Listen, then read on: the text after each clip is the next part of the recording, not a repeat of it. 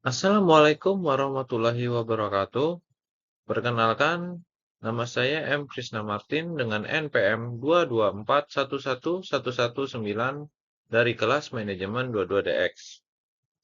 Di sini saya akan mempresentasikan apa itu analisis posisi. Pengertian analisis posisi merupakan proses evaluasi terhadap posisi suatu produk atau merek di pasar. Hal ini meliputi penentuan keunggulan yang dimiliki produk, target pasar yang dituju, serta cara produk membedakan diri dari pesaing. Tujuan dari analisis posisi. Yang pertama adalah identifikasi target pasar. Mencari tahu siapa yang menjadi target utama produk dan bagaimana produk dapat memenuhi kebutuhan mereka secara lebih baik daripada pesaing. Yang kedua, memahami persaingan. Mengetahui langkah yang diambil pesaing dalam memosisikan produk mereka sehingga menciptakan strategi posisi yang efektif. Yang terakhir, mempertegas diferensi merek. Membuat merek lebih unik dengan membedakannya dari pesaing sehingga dapat menciptakan nilai tambah di mata konsumen. Ada faktor-faktor yang mempengaruhi analisis posisi. Yang pertama, faktor internal. Faktor internal meliputi kekuatan dan kelemahan produk yang perlu dievaluasi dalam proses analisis posisi. Dan faktor eksternal. Faktor eksternal mencakup perubahan tren pasar, perilaku konsumen, dan tindakan pesaing yang dapat mempengaruhi posisi produk. Metode analisis posisi, analisis SWOT, yang memeriksa kekuatan, kelemahan, peluang, dan ancaman produk terhadap pasar dan pesaing. Segmentasi pasar, memecahkan pasar menjadi segmen-segmen yang lebih kecil untuk menentukan target pasar yang paling potensial.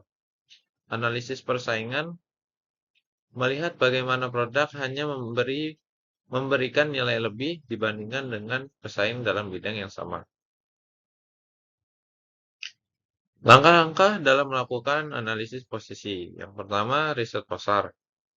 Melakukan penelitian menyeluruh tentang tren dan preferensi konsumen. Yang kedua, pengumpulan data. Mengumpulkan data menganalisis informasi mengenai pesaing dan posisi produk saat ini. Yang terakhir, penentuan strategi.